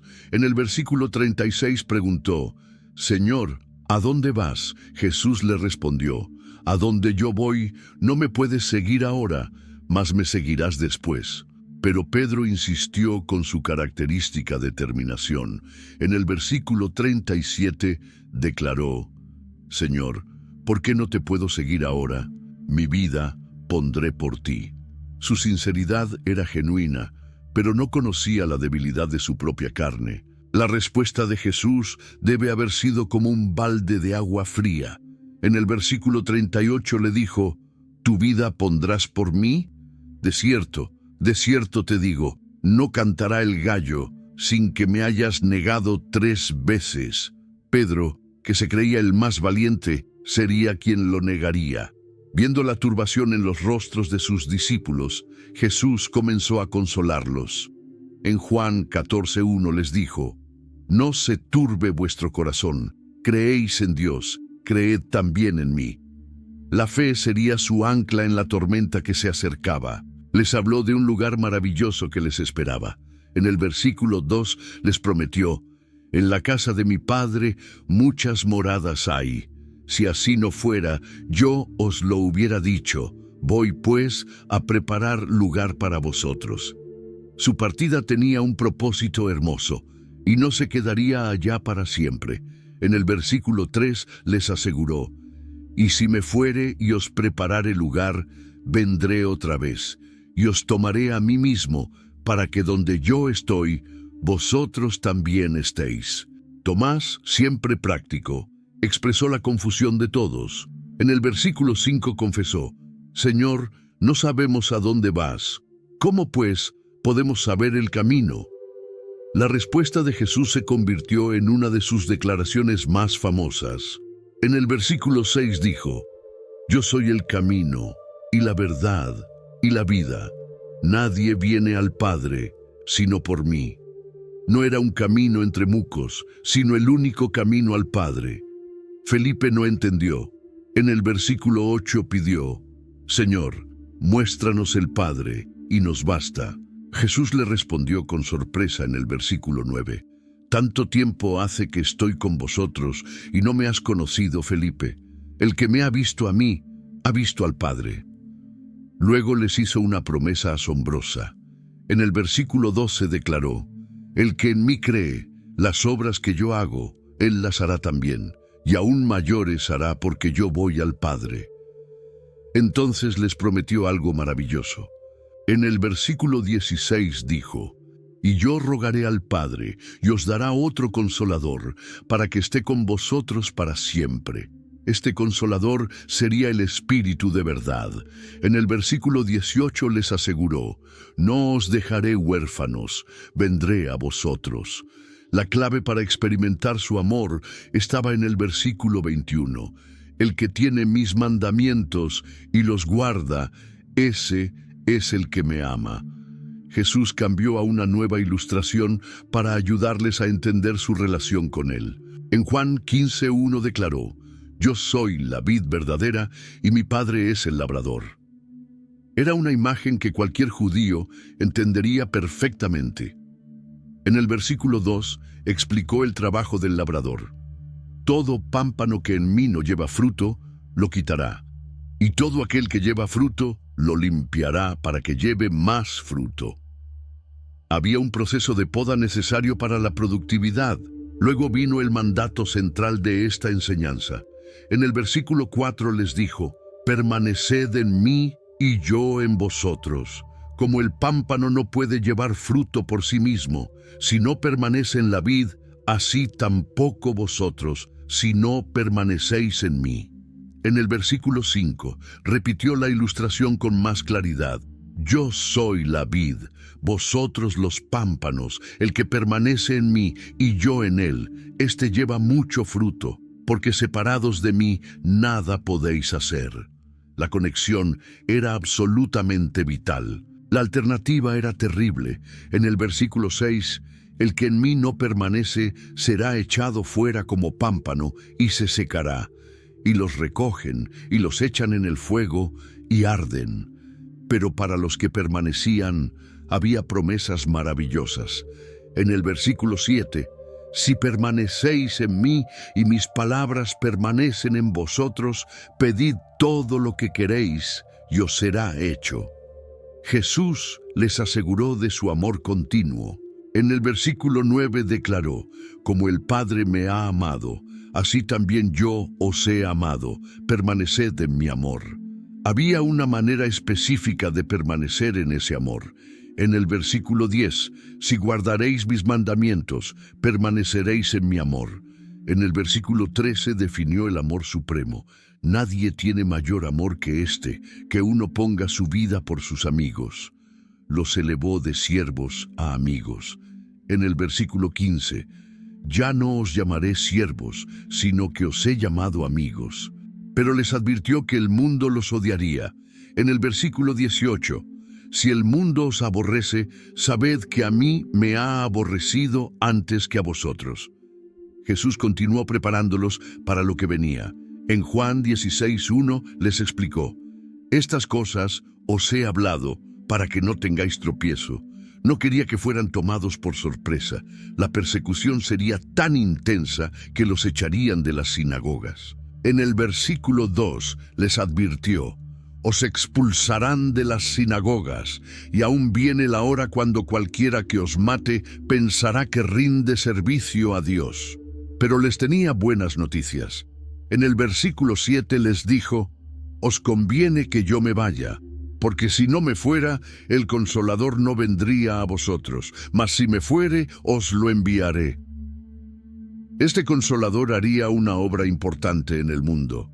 En el versículo 8, «Y cuando Él venga, convencerá al mundo de pecado, de justicia y de juicio».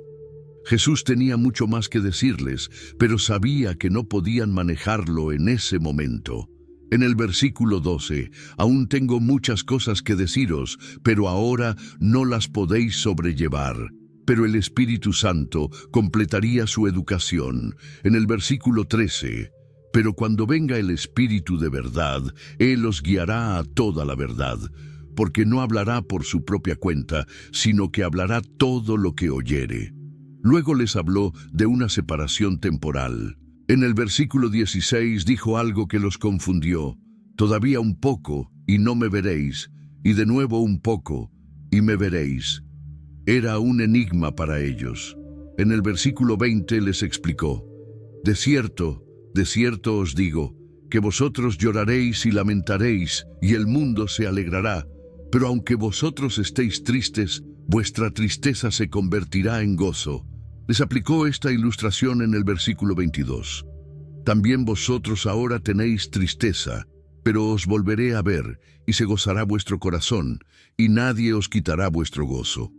En el versículo 33 terminó: «En el mundo tendréis aflicción, pero confiad, yo he vencido al mundo».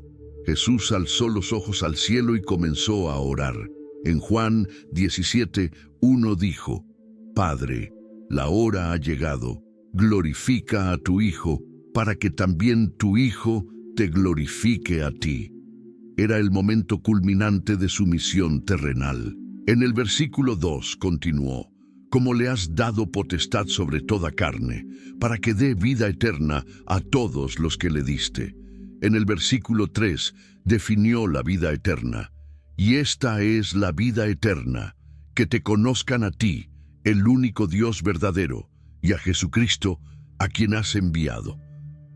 No era solo duración infinita, sino una relación íntima con Dios. En el versículo 4 reportó: yo te he glorificado en la tierra, he acabado la obra que me diste que hiciese. Su misión estaba completa, aunque aún faltaba la cruz. En el versículo 5 pidió: ahora pues, Padre, glorifícame tú al lado tuyo, con aquella gloria que tuve contigo antes que el mundo fuese. Quería volver a la gloria eterna que había dejado.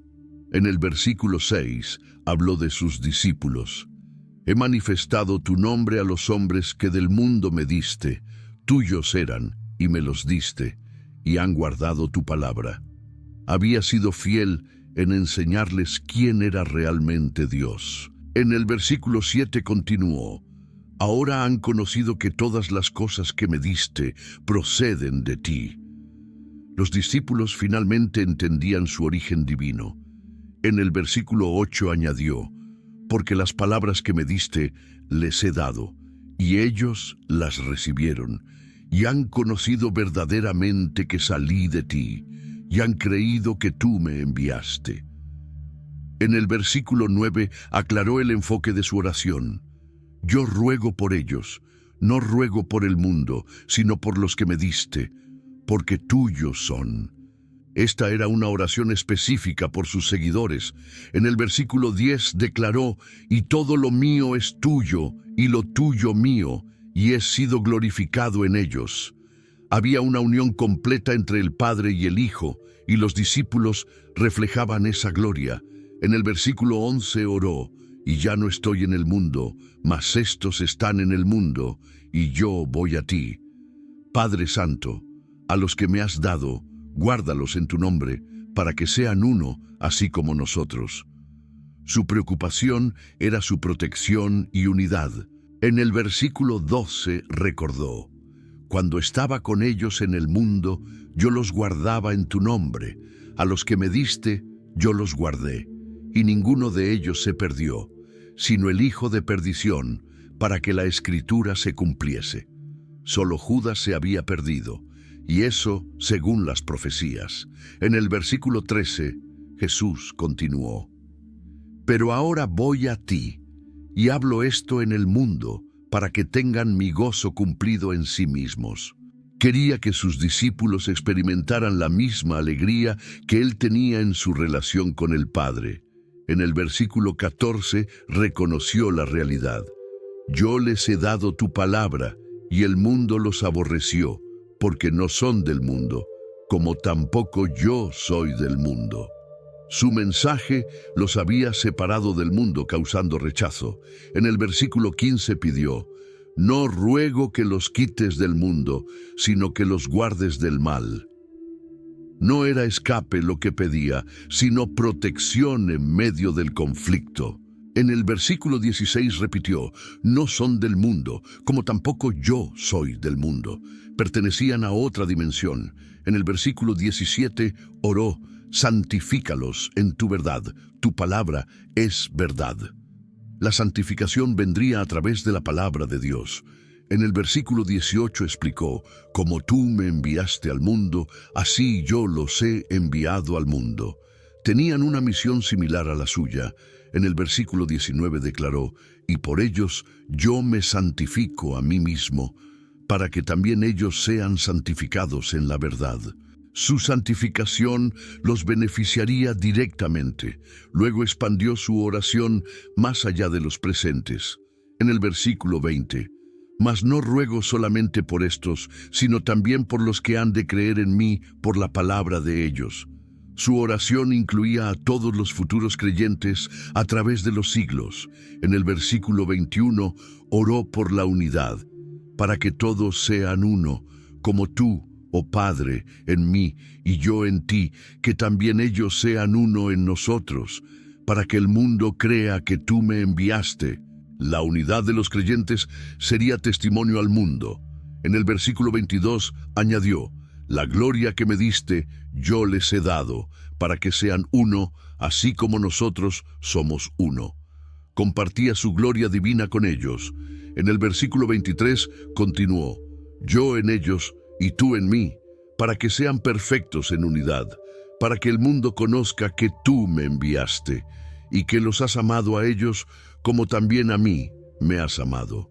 En el versículo 24 expresó su deseo más profundo: Padre, aquellos que me has dado, quiero que donde yo estoy, también ellos estén conmigo, para que vean mi gloria que me has dado, porque me has amado desde antes de la fundación del mundo. Quería que contemplaran su gloria eterna. En el versículo 25 reconoció: Padre justo, el mundo no te ha conocido, pero yo te he conocido, y estos han conocido que tú me enviaste. Había una diferencia marcada entre el mundo y sus seguidores. Terminó en el versículo 26, y les he dado a conocer tu nombre, y lo daré a conocer aún, para que el amor con que me has amado esté en ellos y yo en ellos. Su objetivo era que experimentaran el mismo amor divino que existía entre el Padre y él. Después de terminar su profunda oración sacerdotal, Jesús salió con sus discípulos hacia su destino final. Juan 18:1 nos dice: habiendo dicho Jesús estas cosas, salió con sus discípulos al otro lado del torrente de Cedrón, donde había un huerto, en el cual entró él y sus discípulos. Era un lugar que conocían íntimamente, un refugio sagrado donde habían pasado incontables noches en oración profunda y enseñanza íntima. El huerto de Getsemaní se había convertido en su santuario privado, pero Judas también conocía perfectamente ese lugar secreto. En el versículo 2, Juan explica con dolor: y también Judas, el que le entregaba, conocía aquel lugar, porque muchas veces Jesús se había reunido allí con sus discípulos. El traidor sabía exactamente dónde encontrarlos en esta noche crucial. Había estado presente en esas reuniones sagradas, había participado de esas oraciones. No había secretos que pudieran proteger a Jesús ahora. Judas llegó con una multitud absolutamente impresionante. En el versículo 3, Judas, pues, tomando una compañía de soldados y alguaciles de los principales sacerdotes y de los fariseos, fue allí con linternas y antorchas y armas. Era como si estuvieran capturando al criminal más peligroso del mundo. La ironía era profundamente amarga. Venían armados hasta los dientes contra quien nunca había levantado un arma contra nadie. Pero Jesús no se escondió ni huyó. Conocía perfectamente todo lo que le iba a suceder. En el versículo 4, salió y les dijo: ¿a quién buscáis? Su pregunta era directa y llena de autoridad divina. No había miedo en su voz, solo la calma sobrenatural de quien controlaba la situación. La respuesta fue inmediata. En el versículo 5, le respondieron: a Jesús Nazareno. Jesús les dijo: yo soy. Era una declaración simple pero cargada de poder divino. Juan añade: y estaba también con ellos Judas, el que le entregaba. Lo que ocurrió después fue extraordinario. En el versículo 6, cuando les dijo: yo soy, retrocedieron y cayeron a tierra. Las palabras de Jesús los derribaron físicamente. Era como si su gloria divina se hubiera manifestado, recordándoles con quién trataban realmente. Jesús negoció las condiciones de su arresto. En el versículo 8 respondió Jesús: os he dicho que yo soy, pues si me buscáis a mí, dejad ir a estos. Incluso en su arresto, protegía a sus discípulos como un buen pastor. Pedro sacó su espada. En el versículo 10, Entonces Simón Pedro, que tenía una espada, la desenvainó e hirió al siervo del sumo sacerdote y le cortó la oreja derecha, y el siervo se llamaba Malco. Jesús le respondió firmemente en el versículo 11, «Mete tu espada en la vaina. La copa que el Padre me ha dado, ¿no la he de beber?» Pedro siguió a Jesús con otro discípulo. En Juan 18:15. Y seguían a Jesús Simón Pedro y otro discípulo. Y este discípulo era conocido del sumo sacerdote, y entró con Jesús al patio del sumo sacerdote. Ese otro discípulo probablemente era Juan, quien tenía contactos que le permitieron acceso. Pedro se quedó afuera en el frío, pero su compañero lo ayudó a entrar. En el versículo 16, mas Pedro estaba fuera, a la puerta. Salió pues el otro discípulo que era conocido del sumo sacerdote y habló a la portera, e hizo entrar a Pedro. La primera negación vino inmediatamente. En el versículo 17, la portera le preguntó, «¿No eres tú también de los discípulos de este hombre?» Dijo él, «No lo soy». Era una pregunta simple de una sirvienta, pero Pedro ya estaba mintiendo. Su miedo era más fuerte que su lealtad. Pedro se acercó al fuego para calentarse. En el versículo 18, y estaban en pie los siervos y los alguaciles que habían encendido un fuego, porque hacía frío, y se calentaban, y también con ellos estaba Pedro en pie, calentándose. Se mezcló con los enemigos de Jesús para pasar desapercibido. Mientras tanto, Anás interrogaba a Jesús.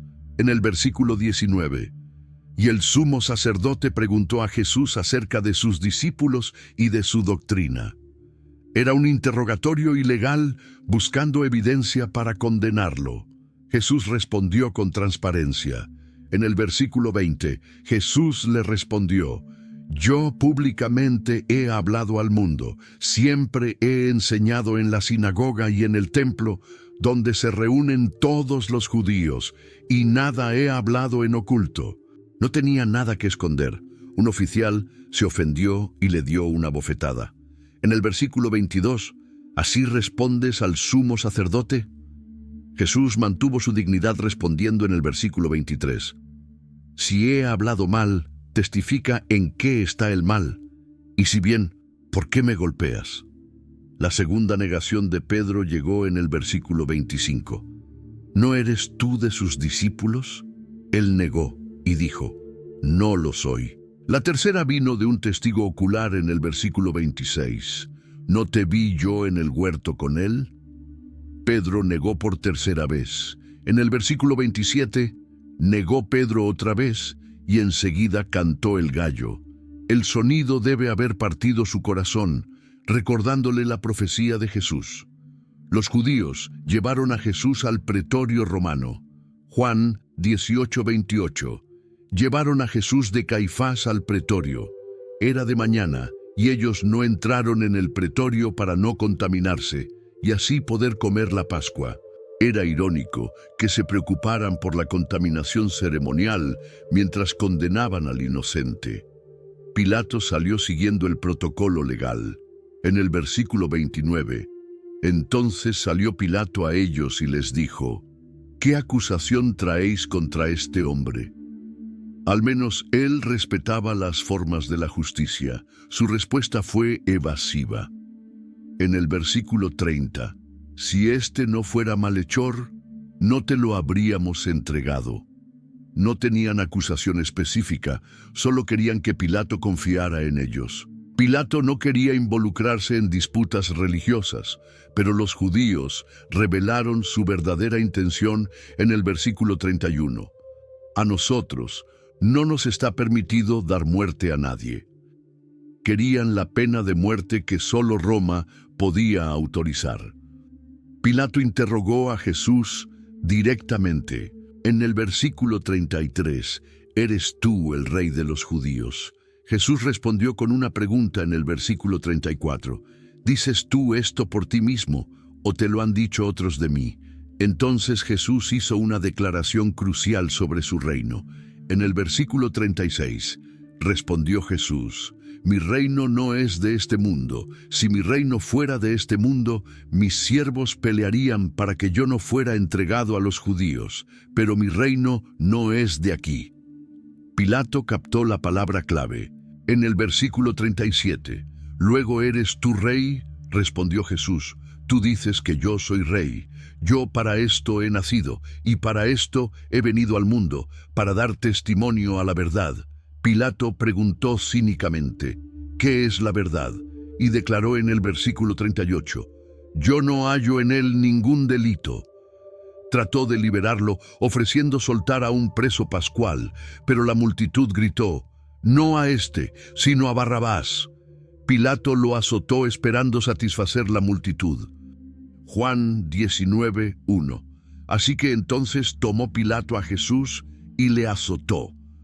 Los soldados se burlaron con una corona de espinas y un manto púrpura. Pilato lo presentó, «He aquí el hombre», pero gritaron, «Crucifícale». Los líderes usaron chantaje político. «Si a este sueltas, no eres amigo de César». Pilato finalmente cedió. En el versículo 16, «Así que entonces lo entregó a ellos para que fuese crucificado». Jesús llevó su cruz por las calles de Jerusalén. Juan 19:17. Y él, cargando su cruz, salió al lugar llamado de la calavera, y en hebreo, Gólgota. Cada paso lo acercaba al momento culminante de la historia. En el versículo 18, «Y allí le crucificaron, y con él a otros dos, uno a cada lado, y Jesús en medio». Era el cumplimiento de la profecía de que sería contado entre los transgresores. Pilato escribió un título para la cruz. En el versículo 19, «Jesús Nazareno, Rey de los judíos». Sin saberlo, proclamaba la verdad eterna. Muchos judíos lo leyeron porque estaba escrito en hebreo, griego y latín. Los soldados se repartieron sus vestidos. En el versículo 23, cuando los soldados hubieron crucificado a Jesús, tomaron sus vestidos e hicieron 4 partes, una para cada soldado. Tomaron también su túnica, la cual era sin costura. Decidieron echarle suertes, cumpliendo la escritura. Cerca de la cruz estaban las mujeres que lo amaban. En el versículo 25, estaban junto a la cruz de Jesús su madre y la hermana de su madre, María, mujer de Cleofas, y María Magdalena. Su amor las había llevado hasta el final. Jesús vio a su madre y a Juan. En el versículo 26, cuando vio Jesús a su madre y al discípulo a quien él amaba, que estaba presente, dijo a su madre, «Mujer, he ahí tu hijo». Luego le dijo a Juan, «He ahí tu madre». Incluso en su agonía se preocupó por ella. Jesús sabía que todo estaba completo. En el versículo 28, después de esto, sabiendo Jesús que ya todo estaba consumado, dijo, para que la escritura se cumpliese, «Tengo sed». Le dieron vinagre en una esponja. Entonces pronunció las palabras más importantes de la historia. En el versículo 30, cuando Jesús hubo tomado el vinagre, dijo, «Consumado es». Y habiendo inclinado la cabeza, entregó el Espíritu. La obra de salvación estaba completa. No fue víctima, sino que entregó voluntariamente su vida. Para acelerar la muerte, quisieron quebrar las piernas de los crucificados. Quebraron las de los otros 2, pero cuando llegaron a Jesús, ya estaba muerto. Un soldado le abrió el costado con una lanza y salió sangre y agua. Juan testifica en el versículo 35, y el que lo vio da testimonio, y su testimonio es verdadero, y él sabe que dice verdad, para que vosotros también creáis. Todo cumplía las Escrituras. No será quebrado hueso suyo, y mirarán al que traspasaron. José de Arimatea había sido un discípulo completamente secreto, por miedo paralizante a los líderes judíos, pero ahora salió valientemente de las sombras para honrar a su maestro muerto. Juan 19:38 nos relata este momento crucial. Después de todo esto, José de Arimatea, que era discípulo de Jesús, pero secretamente por miedo de los judíos, rogó a Pilato que le permitiese llevarse el cuerpo de Jesús, y Pilato se lo concedió. Entonces vino y se llevó el cuerpo de Jesús. La muerte brutal de su maestro amado le había dado finalmente el valor sobrenatural que no había tenido durante toda la vida pública y ministerio de Jesús. A veces, las tragedias más profundas nos dan el coraje que no teníamos en tiempos normales. José no estaba solo en esta misión sagrada de amor y honor. En el versículo 39 descubrimos, también Nicodemo, el que antes había visitado a Jesús de noche, vino trayendo un compuesto de mirra y de áloes, como 100 libras. Era el mismo hombre tímido que había venido de noche años atrás, con preguntas teológicas complicadas y dudas espirituales profundas. Ahora venía en pleno día con honores reales para su rey muerto. La cantidad enorme de especias aromáticas era digna de sepultar a un rey poderoso, no a un supuesto criminal ejecutado. Juntos, estos dos hombres ricos y respetados prepararon el cuerpo sagrado con todo el amor, respeto y dignidad humanamente posibles. En el versículo 40, tomaron pues el cuerpo de Jesús y lo envolvieron en lienzos con especias aromáticas, según es costumbre sepultar entre los judíos. Era un entierro completamente real y apropiado para quien había muerto aparentemente como un criminal común, pero a quien ellos reconocían como el rey verdadero de Israel. Providencialmente había un huerto hermoso cerca del lugar horrible de la crucifixión. En el versículo 41, y en el lugar donde había sido crucificado había un huerto, y en el huerto un sepulcro nuevo, en el cual aún no había sido puesto ninguno. Era perfectamente providencial que hubiera una tumba completamente nueva y disponible exactamente donde se necesitaba con urgencia. La urgencia del tiempo los llevó a tomar una decisión práctica. En el versículo 42, allí, pues, por causa de la preparación de la Pascua de los judíos y porque aquel sepulcro estaba cerca, pusieron a Jesús. Era una tumba generosamente prestada para quien no tenía lugar permanente donde recostar su cabeza durante su vida terrenal, pero esta sepultura sería solamente temporal, aunque ellos no lo supieran en ese momento de dolor profundo. El primer día de la nueva semana, muy temprano antes del amanecer frío, María Magdalena fue sola al sepulcro con su corazón destrozado. Juan 21 nos dice con ternura: el primer día de la semana, María Magdalena fue de mañana, siendo aún oscuro, al sepulcro, y vio quitada la piedra del sepulcro. Su amor inquebrantable y devoto la había llevado allí en la madrugada más fría y solitaria, cuando la oscuridad aún cubría la tierra y el silencio era absoluto. Su primera reacción instintiva fue de pánico total y descontrol emocional. En el versículo 2, entonces corrió y fue a Simón Pedro y al otro discípulo, aquel al que amaba Jesús, y les dijo: se han llevado del sepulcro al Señor, y no sabemos dónde le han puesto. Pensó inmediatamente que había sido un robo sacrílego del cuerpo.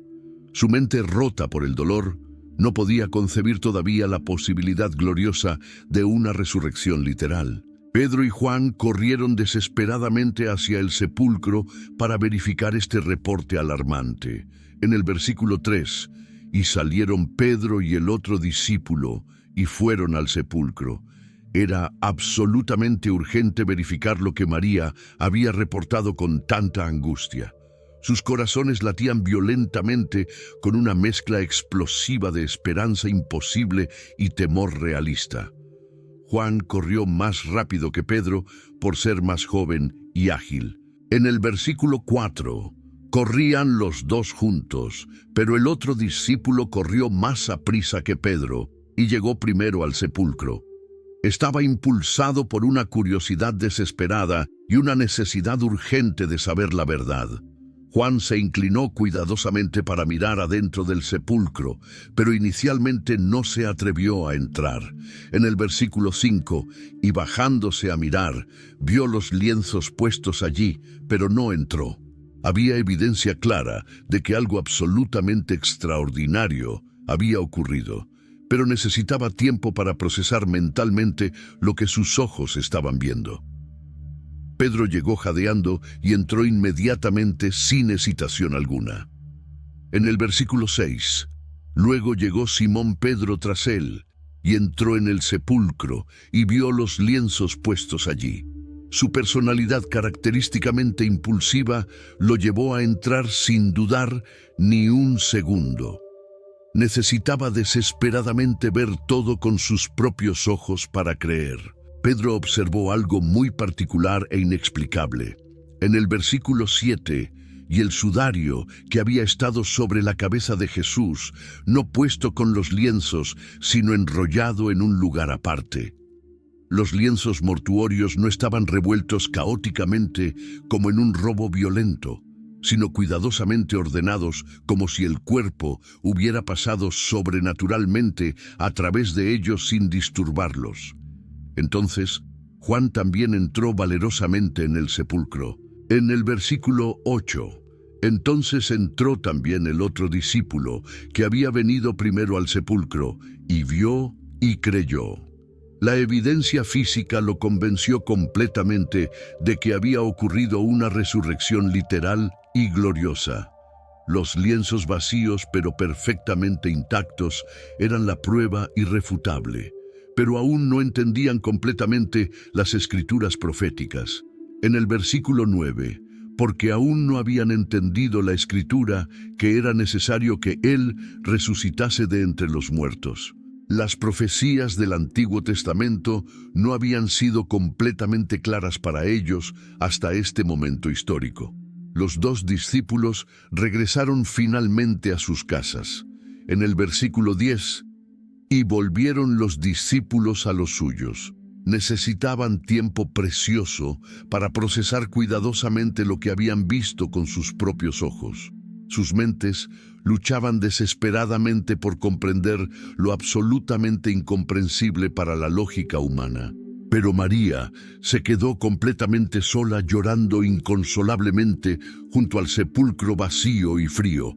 Juan 20:11 nos dice con compasión: pero María estaba fuera llorando junto al sepulcro, y mientras lloraba se inclinó para mirar dentro del sepulcro. Su dolor era profundamente personal e inconsolable.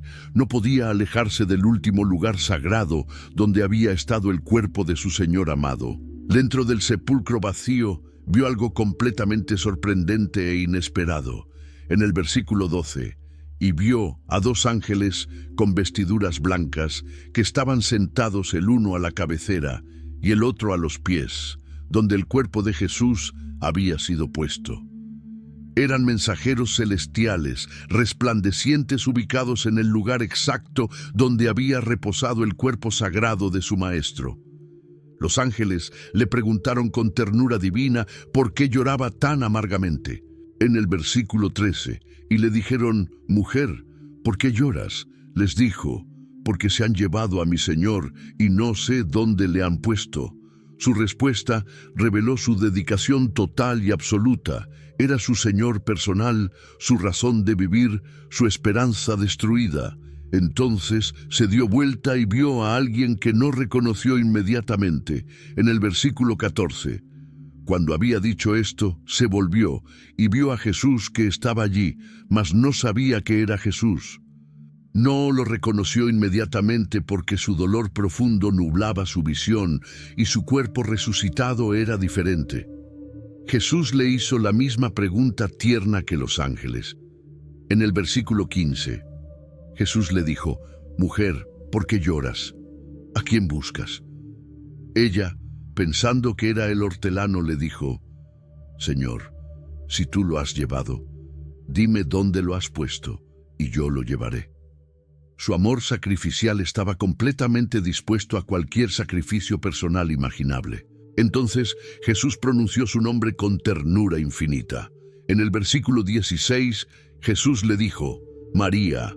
Volviéndose ella, le dijo, Raboni, que quiere decir maestro. Una sola palabra familiar bastó completamente para que lo reconociera instantáneamente. Era la voz que había escuchado tantas veces con amor. María instintivamente quiso abrazarlo, pero Jesús le dio instrucciones específicas. En el versículo 17, Jesús le dijo, no me toques, porque aún no he subido a mi Padre, mas ve a mis hermanos, y diles, subo a mi Padre y a vuestro Padre, a mi Dios y a vuestro Dios. Tenía una misión evangelística urgente para ella antes de cualquier celebración personal. María obedeció inmediatamente y con alegría explosiva. En el versículo 18, fue entonces María Magdalena para dar a los discípulos las nuevas de que había visto al Señor y que Él le había dicho estas cosas. Se convirtió históricamente en la primera evangelista oficial de la resurrección gloriosa. Esa misma tarde memorable, los discípulos aterrorizados estaban reunidos secretamente.